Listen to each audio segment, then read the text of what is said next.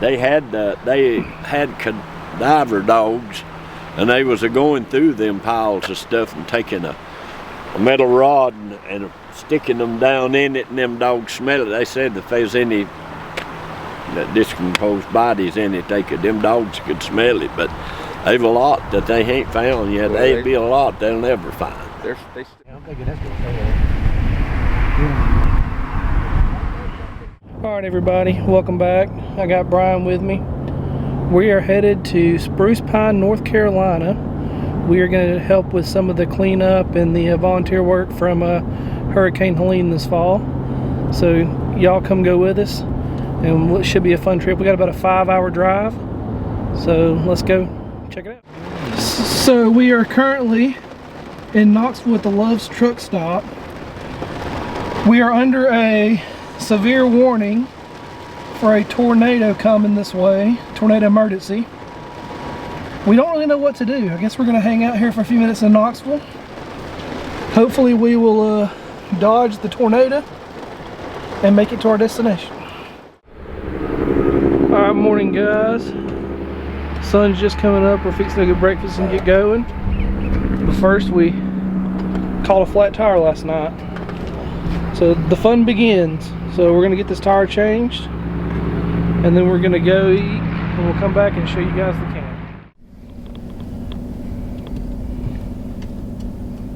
Thank you. Alright, so we're in Spruce Pine. There's the river, creek right there. That used to be a park. Look at all the debris still here. And if you look, there's the creek, and look it came up all the way up into here.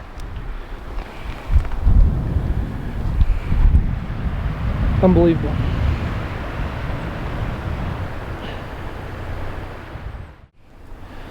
Here's the other side of the railroad track. Look at this mud line.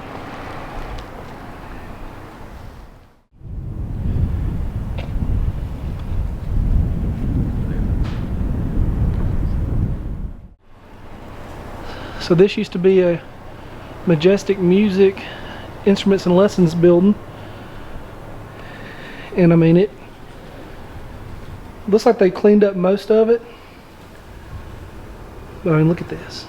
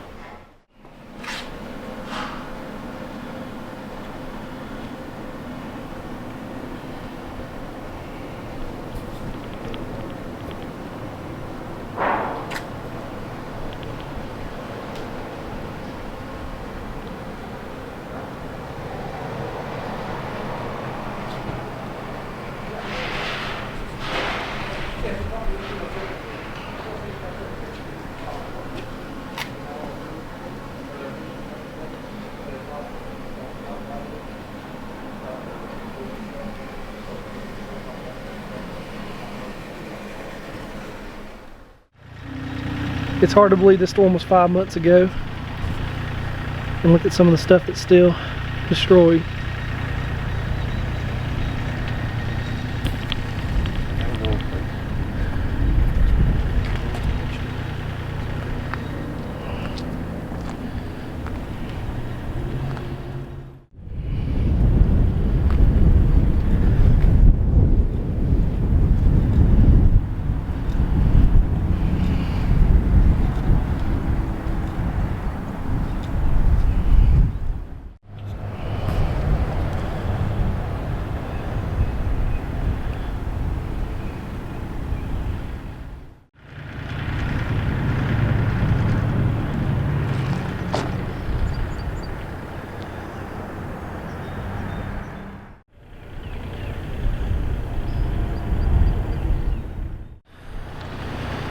So it's pretty amazing how this little community of Spruce Pines is still tore up 5 months later after the storm. So we're going to spend the next couple days helping these people out, fixing to head back to camp. We got in late last night and we came here first, so we're going to go back to camp. Then I'm going to show y'all that, and then we'll see what we can get into for the rest of our trip. We're going to be here for 4 days, so there's no telling what all we're going to see. Okay, so you see where Brian is standing, and the creek is just right there, and the water line rose to right here.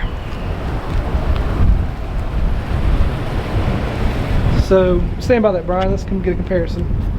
So there's the water line in Spruce Pine, and here's Brian. Look at how high that water rose. Unreal. Yeah. And if you go over here, here's a building, and you can see this is up to my waist, and look at the mud that came into this building. Unbelievable. I mean, this is up to my chest, and that is solid mud. Unreal. So again, there's the creek that did all this. This building was completely underwater. I don't know how it is still standing. And that's the street where we just showed you how high the water rose. I don't know if you guys can see that, but there's a section of a mudslide right there. So we are now at this little park. That's what's left of a bridge, and that bridge connected over there to the other side of downtown, and that is all that is left. And you can see all the trash and debris still everywhere. There's parts of the river. There's the bridge right there. I don't know if you can see that, but that's the bridge. That bridge was right here. And there's the river. So we're going to walk over here.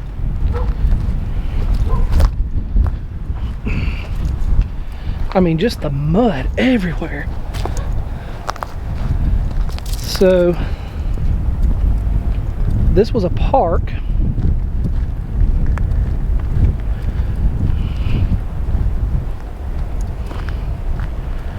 Here's the sign for the Riverside Park. Riverside Park, splash pad. Here is the swing set.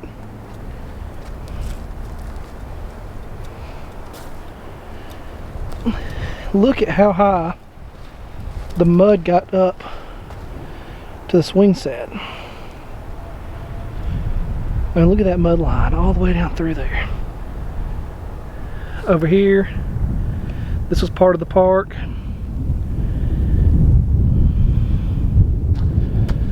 We walk over here.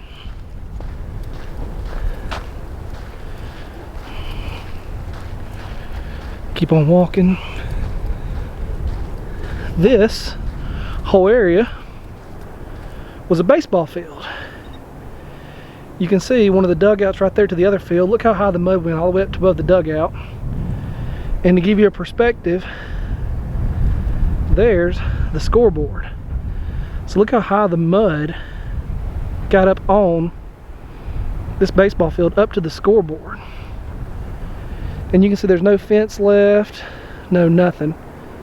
That field over there was gone. There's the fence, there's the mud. This was gone. I guess that was a batting cage of some sort.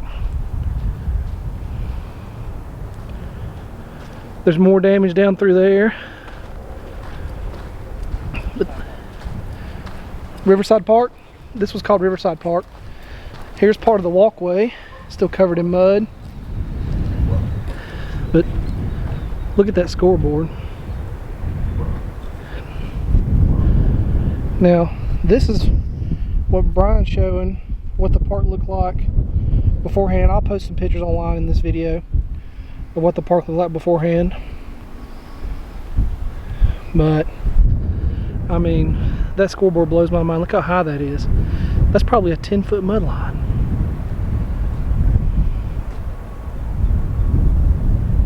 Unreal.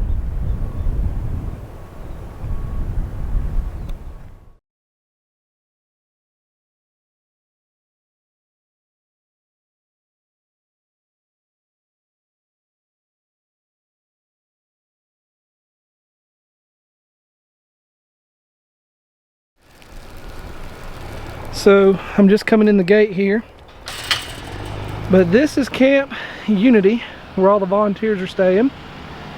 That's where me and Brian are staying, right there in that tent. But there's army tents here. You can see your supplies. A bunch of propane tanks still here. There's some supplies down through there. All the wood, which our yurt has wood in it. Let's walk this way. There's volunteers in both all those campers. So here's the army tents we got set up. In this tent here, this is where the volunteers get their food. You can see it's all stocked with supplies for all the volunteers that want to come in. They got some grills out here for the volunteers that want to grill out. This tent right here is the command post. So when they get a call and somebody needs supplies or we figure out what we're doing, it all comes from this tent. This tent right here is like a little eating area. It's got a microwave, some tables, a bunch of buddy heaters, cots, all kinds of stuff in there for the volunteers. And none of this was funded by the government. All this was funded by individuals. As we all know, if you trust the government, you're asking for it, because they will not save you. Here's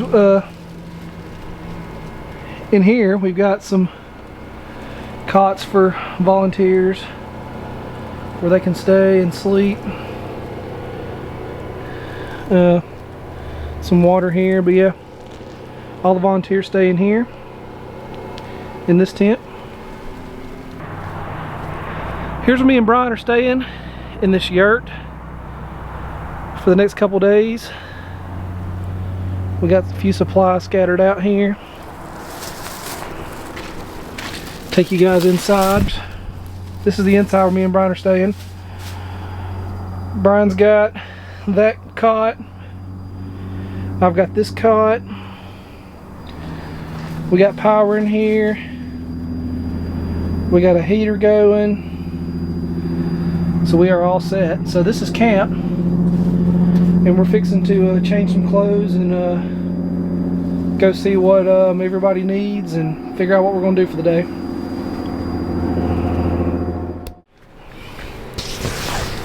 So one of the first things we're about to do is we got all this water lined up down through here and water lined up down through here. There's a camp about an hour from here, and they're saying they need water. So we're going to load Brian's truck bed full, and we're going to take them a whole truckload of water. It's only an hour drive.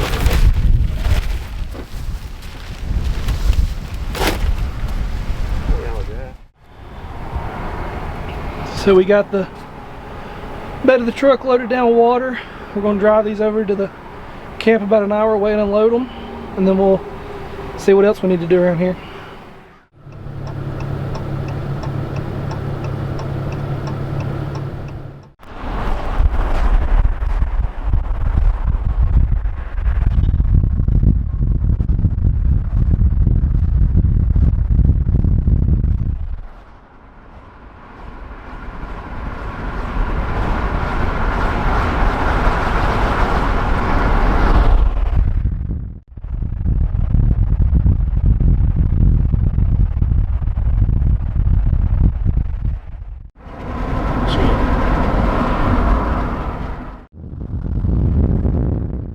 So this is the camp we're dropping the water off at in Roan, Tennessee, about an hour from where we were.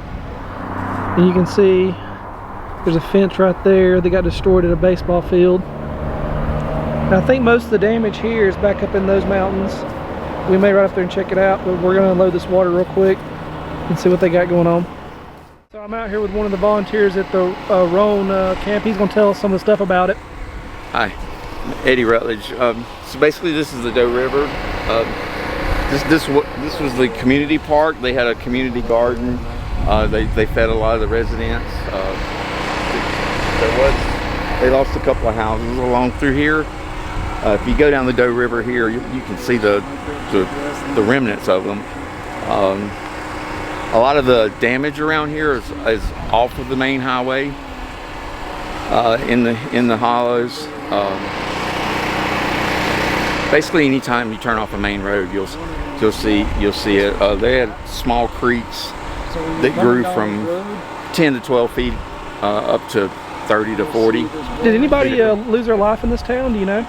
I'm not sure in this town. I have been into Pogie, and they lost there was a school teacher there, and she's still missing. They're still searching.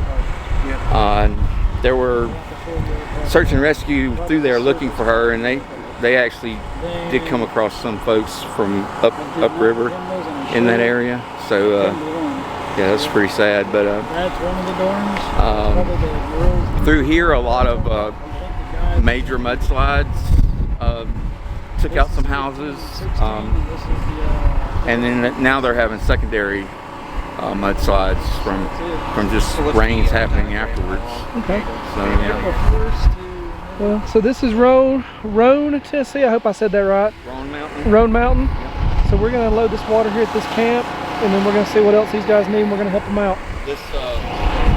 This was probably about 4 feet deep. They've actually came with heavy equipment, and they just kind of raked and picked up so loads. This was 4 feet of mud. Yeah, until they saw grass. So Really?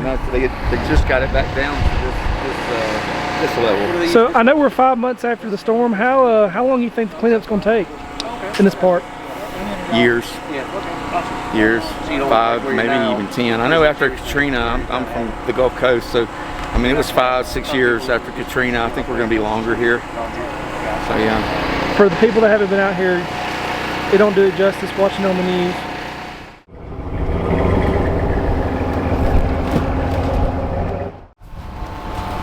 Yeah, I appreciate this. In this area, the Pogie, especially the Pogie area, there's still a water and food scarcity. Really? Pogie lost 2 bridges. And one used to be a 6 and a 13-minute drive. Became an hour and a half drive. Sometimes they were. Hey, was Pogie the one where they lost the 2 bridges and they built that one? Yep. How far is that from here? Well, it used to be probably 30, 45 minutes. Now, now it's like 2 hours. Okay, because the way to get Yeah, we've been down there. We had 115 gallons of fuel delivered, and we'd taken propane and food off. Yeah, I went up last time I was up here. We were checking the mountain for blockages and stuff like that. Yeah. And me and Daddy like gone across that bridge a couple times. Yeah. We went across it one time thinking that's all we had to do. And then we realized, oh, we have to go back across. Yeah. All right, so we just got the truck with the supplies unloaded. Yeah, I do some more work there. Some water and some food. I'll be up in North Carolina for a little I while. don't know if we're gonna make another run up here from the other camp or not. We'll see. But we're gonna see what else they need us to do while we're up here. So here's the creek at Roan Mountain. Doe River. You can see there's a piece of a home there. There's another piece of a home down there. And this doesn't look like that big of a creek. Some trash. But it actually came up. You can actually see the water line on just this little piece of water. It's amazing that this little creek right here, that's all it is now, went 4 feet up across that building over there.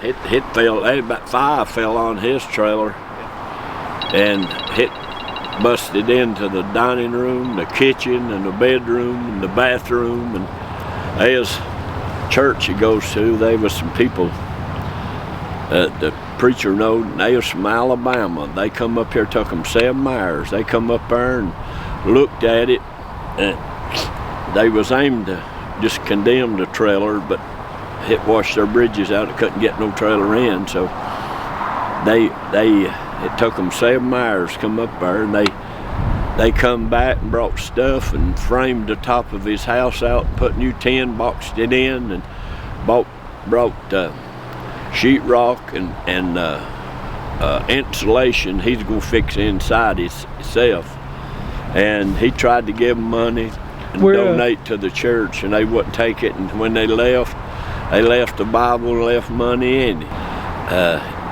It's been, we put a little, my cousin brought a dozer down there, and we pulled 2 trees because we made a foot log where we could get a 4-wheeler and stuff across it. How did the water get in your house? No, it's up above it, but it didn't get into the house, but like I said, it come across and come down in my building and washed everything. I had 2 big air compressors in it and a portable generator, and my son had a King wood stove he was going to put in this trailer. It washed all that out, and them 8 chainsaws, and I had a 87 Chevrolet 4-wheel drive, and a tree fell right in the center of it and just mashed the cab away from the doors, mashed it down. And I had a tracker set inside, and one fell right on the corner, hit. And I had a Ranger set inside of it. That's why they come over here today, tried to find the motor for it. And it had a cover on it, and a limb on that, knocked that cover off and busted the windows out, bent hit up and busted. It had sliding glasses, and it busted one behind the seat and washed that one. I had another tracker there, and it washed it first, and there's them trees over yonder down inside the creek down there. How long did you was your power out? About 4 weeks. Really? I couldn't get across, no way to fix it back. My son was over a month before he got his, and he lived at Bumming. They had to put a pole, and they finally at last come around through up like on this people's land up here, and come through a cornfield and come in and got our power back on. Yeah, the people in Spruce Pine said they didn't have power for nearly a month too. It didn't. We still ain't got no phone service or TV service. Do you know anybody that lost their life during the storm? No, there wasn't nobody up there, but right across from me, I live like on that side, the creek, and over here there was a trailer and a big log house. The boy that lived in the trailer had a garage there, and that hit come around to come in there, and hit washed that trailer in, gets that garage, and washed it in, gets a light pole above that log house. And there's another trailer right over from it, had a big camper sitting there, and the boy, he'd went to town, left his truck there. He had a Ford Ranger sitting there. When he come back, a tree had failed behind it, and he went going to get his brother to help him get it out. Water got against that trailer, washed it down there, and washed it over against the roadside. It didn't come down over here where the creek's at. It come around that house. We stood and watched it. First, that camper went, it just went down the creek, and then here come that pickup, and when it come into the main part of where the creek, we just seen the cab come up. And then here come that trailer, about a 3-bedroom trailer. It come around on that side of the house, come down, went down the creek just like a boat. It went about like from here to that building or down below my sister's house, and just wrapped around the tree. I guess this is a question for both of y'all, but if people want to bring supplies down, what do you think people still need around here for donations? Well, just about everything. The people that lost everything in their houses and stuff, and they use everything. What do you think? So right down to water, because a lot of the wells have been contaminated. There's a lot of food scarcity, and then cleaners, things to get mold out of the houses, because now everything that's gotten wet has went to mildewing and stuff. I had 2 freezers full of stuff, and refrigerator, and all of that. I had to throw all that away, and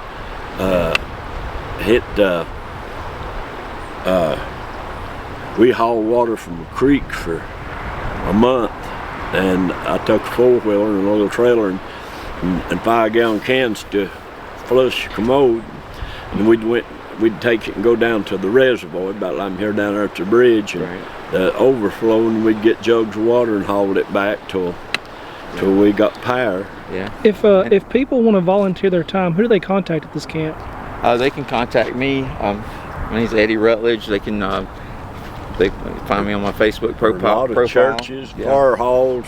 That's about where most of the. So they just need to get on Facebook and look up Eddie Rutledge. Eddie Rutledge.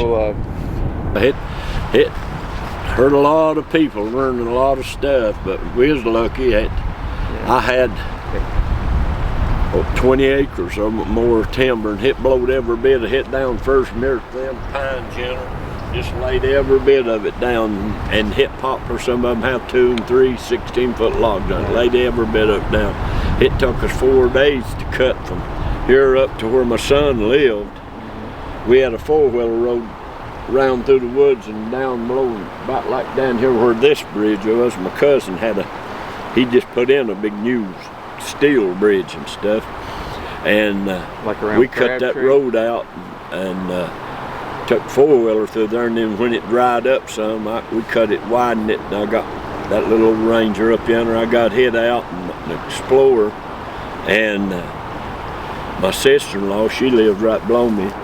She lived herself. She's 80-year-old, and then hit come over and got down, got around her trailer. It didn't get in it, and she brought her car up there to my house, parked it up there, and I had that little old truck sitting yonder, and my grandson's car sitting here, and she parked right between them. This tree fell right across the top of it, busted the windshield, mashed the top end on it, and she went out her ledger to see about it, and they told her, said if it'll start, said we can't do nothing for it.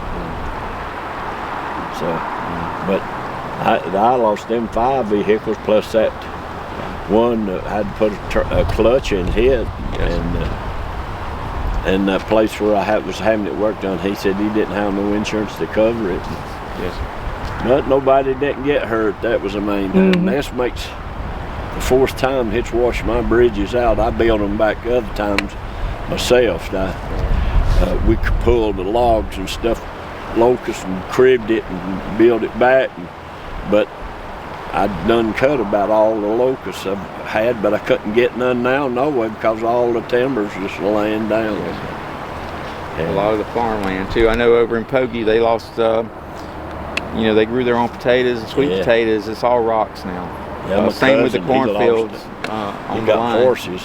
Right. He lost a bunch of hay and stuff. They brought a load from out west, and a trailer load for him, and some boy sent a load of feed from Colorado to him.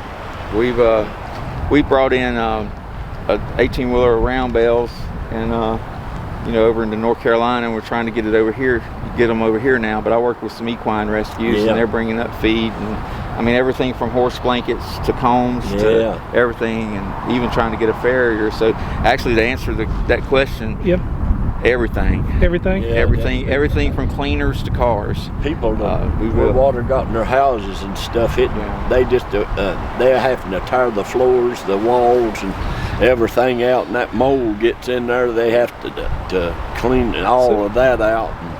So I asked him this question earlier. I asked you, how long do you think the recovery is going to be out here, if you had to put a time frame on it? It'll take 3 or 4 years for if it gets back halfway the way it was.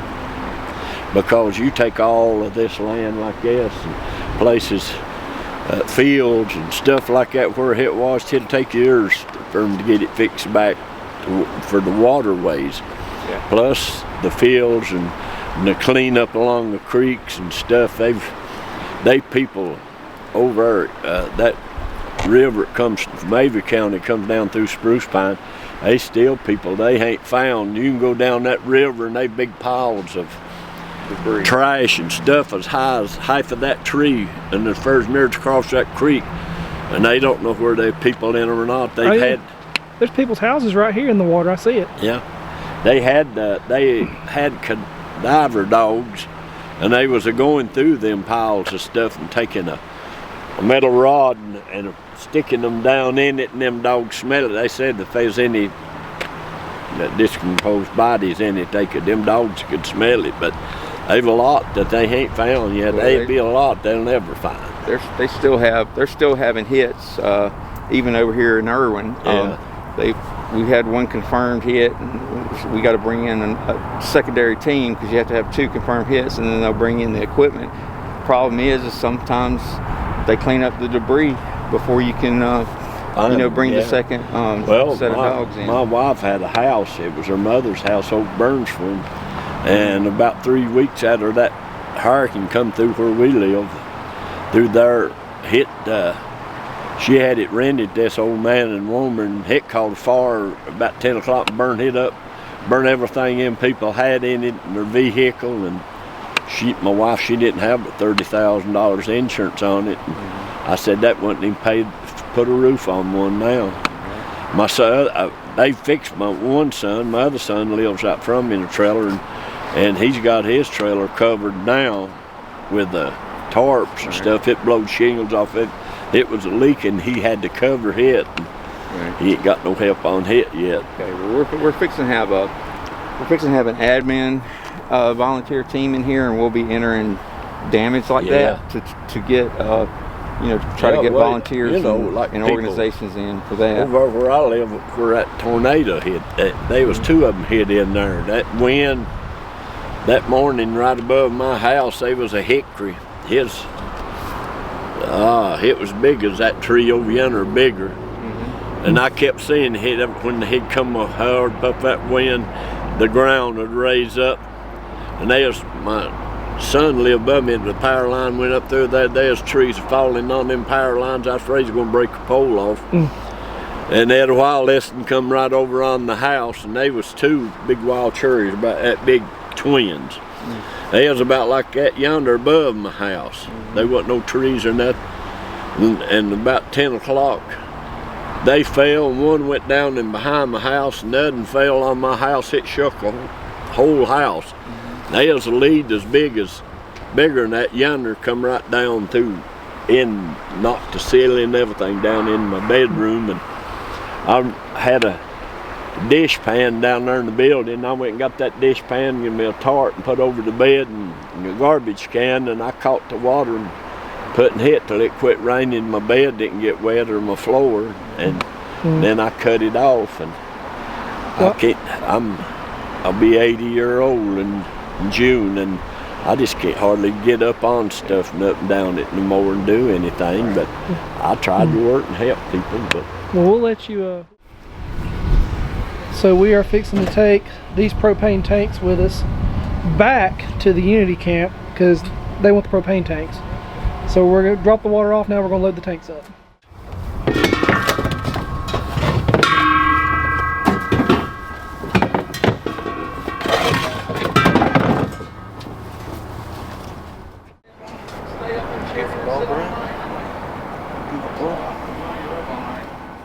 Here's another creek, and it looks like a war zone. Just look at all the debris, the rubble.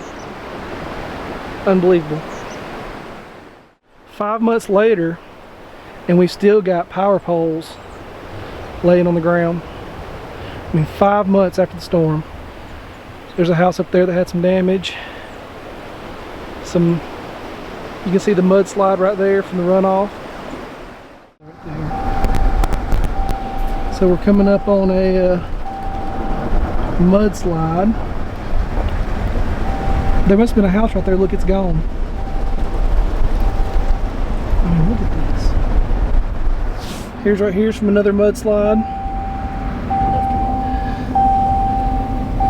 Debris. Oh, let's start right there. Look, there's a vehicle upside down. There's not a car right here. Look at that car. So right here, there's a bridge right here. Look at that right there.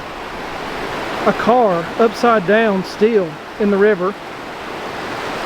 There's a barn that got destroyed. That house got destroyed. I don't know if you can see this good because I'm across the river.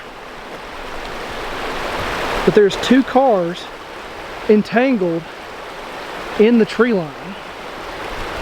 There's people's homes right here. There was a home right there. Debris from a home still sitting there. I mean, this is just incredible. Look where the water line came up on this tree. There's the river. Look at the water line up on the tree. This whole road, you can see, got washed out. I mean, it's hard to describe. It really is. There's the bridge again. There's another car back there. I mean, look at that.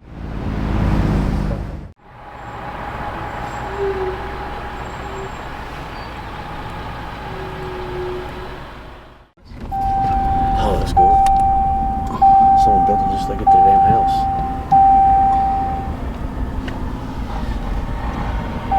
That's insane, dude.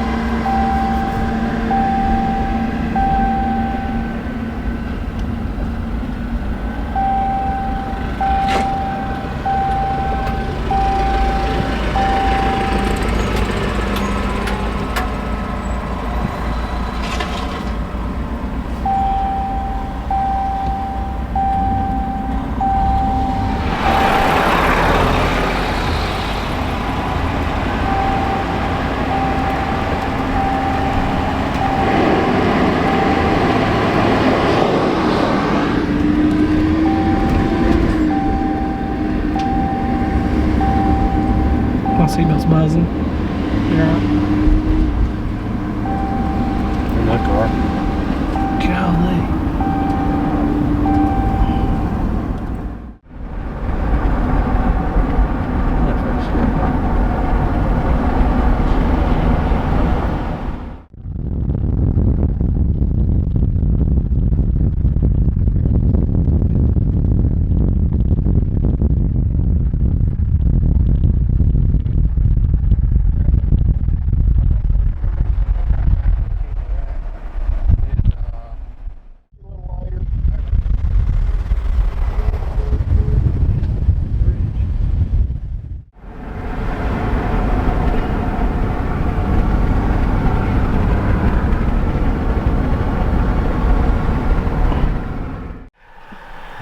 Look at that car. And there's another car there. Look at that. Or is that a trailer? That's a trailer.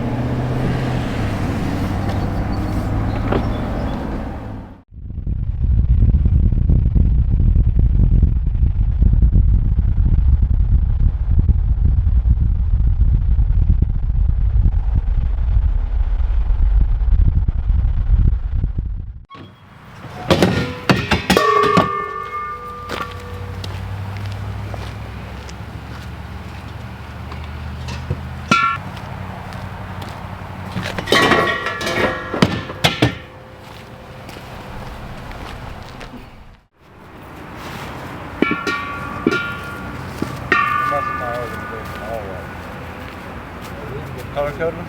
Huh? Color code?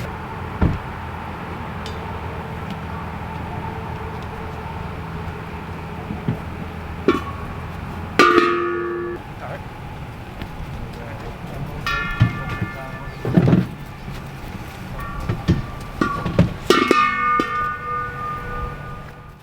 So we got all the propane tanks unloaded. Now we're going to pick up a U-Haul. We're going to move a bunch more stuff from this camp to the other camp now. So we'll go pick it up. So what we're fixing to do now that we're back at the original Camp Unity, all this stuff, we got a box up, there's Brian waving. All this stuff, it's going to get boxed up and we're going to take it to the other camp because they need it more than this place. And there's Brian again. So we're going to get the boxing up. So we have successfully got all these shelves cleaned. We got them put in the U-Haul. Get out of the way. Let me get out of the way, though. Then we've got our friend here, Nancy from Michigan, Yes, sir. and she's cooking. What are you cooking? I'm cooking steaks and potatoes, and it's kind of bittersweet because it's our last meal on camp here for me. Last meal on camp. That looks yummy. You don't get any, Brian. I've done work today. You got some potatoes. And I should have done a vegetable, but y'all packed them all up. Why'd you pack the vegetables, Brian? Vegetables are bad. So here's the meal Nancy cooked for us. It looks good. So we're gonna eat this, and then we're gonna get back to packing. Got stuck. Yeah. Yeah. All right, guys. It's Saturday. It's about lunchtime. After that, he said, We have filled this trailer up full of supplies, going to another camp. This is a U-Haul front to back. So we're fixing to go and load this. That's all we've done today pretty much. Is just load these supplies up to take them to the next camp. So currently we're in charge of overseeing the camp while the guy that runs it's out running some errands. So we're just chilling by the fire, hanging out. Anybody comes and needs something, we'll give it to them. Look at the shot of the mountains over there in the distance. This is a beautiful area. See me? All right, go ahead. Cruise on by.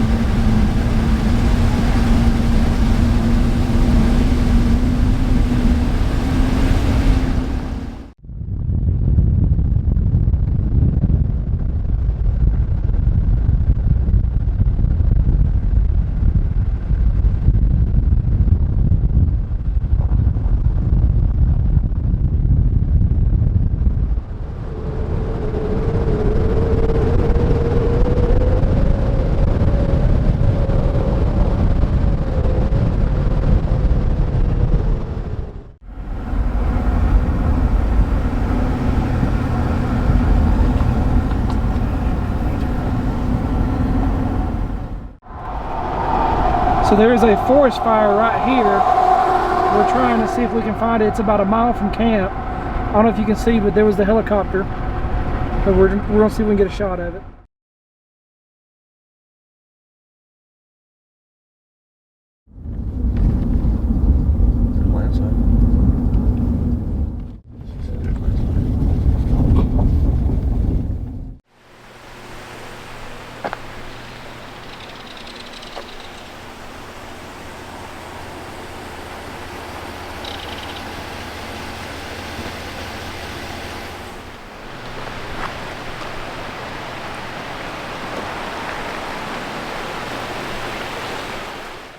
Morning, everybody. It's the last day here at the Camp Unity volunteer camp. It's currently 6:51 in the morning. We're going to eat breakfast, pick up some volunteers. We're going to move 2 campers and a whole U-Haul stuff to a new location.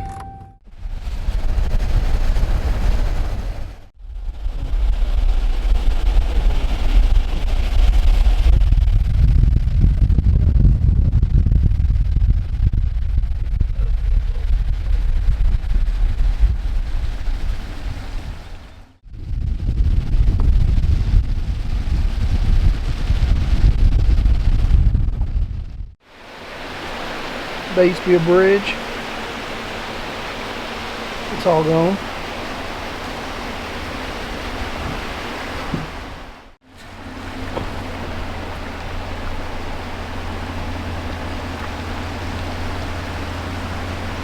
Hey, this is a little bit.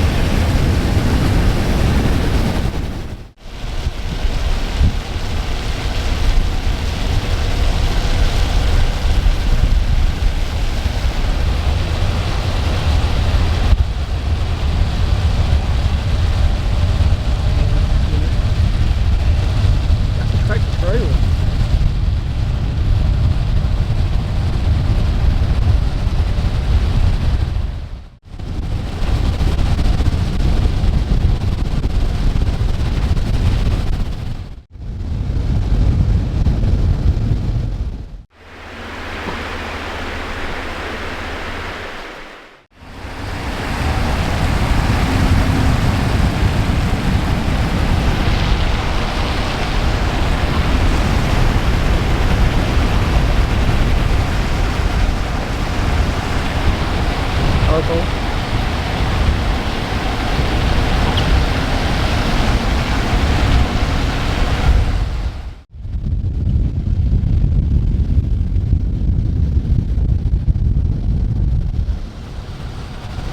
This right here is probably our 5th or 6th bridge on this one road that got washed out.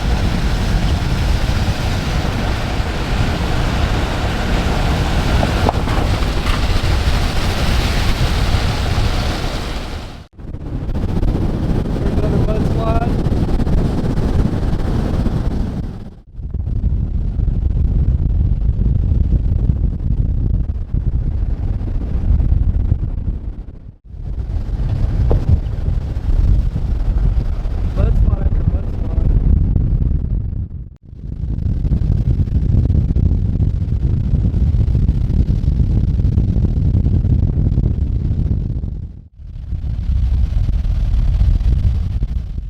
Here's another bridge.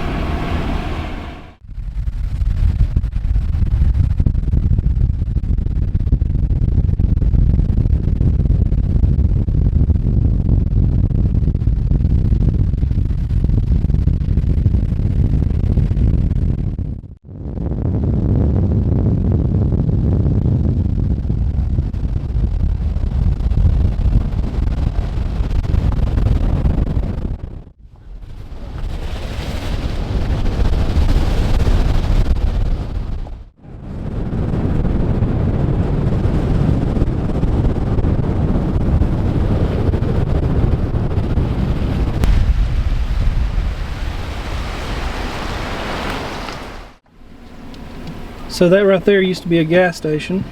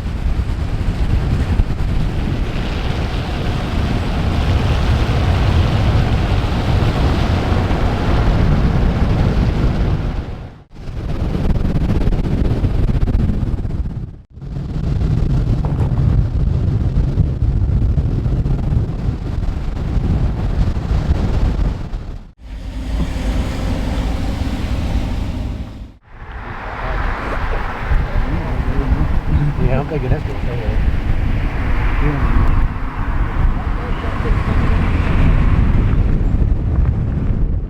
Alright guys, we're moving some campers to the new camp.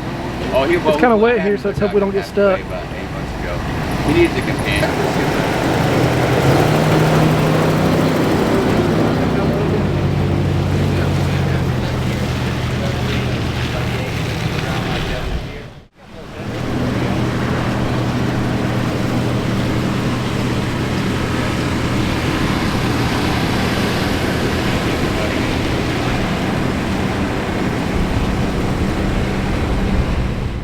So we made it to Rome Mountain. We're gonna know all this stuff.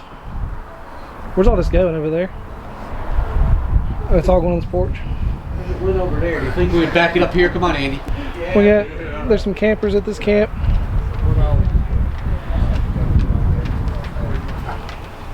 Hey, dog.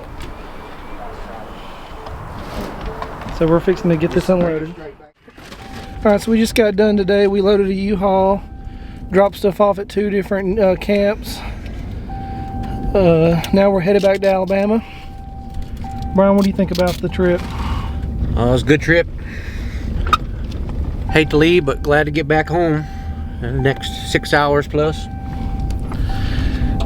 Yep, so we're gonna hit the road for the next 6 hours. Hopefully we don't get in any other adventures, and we'll see you guys on the next video.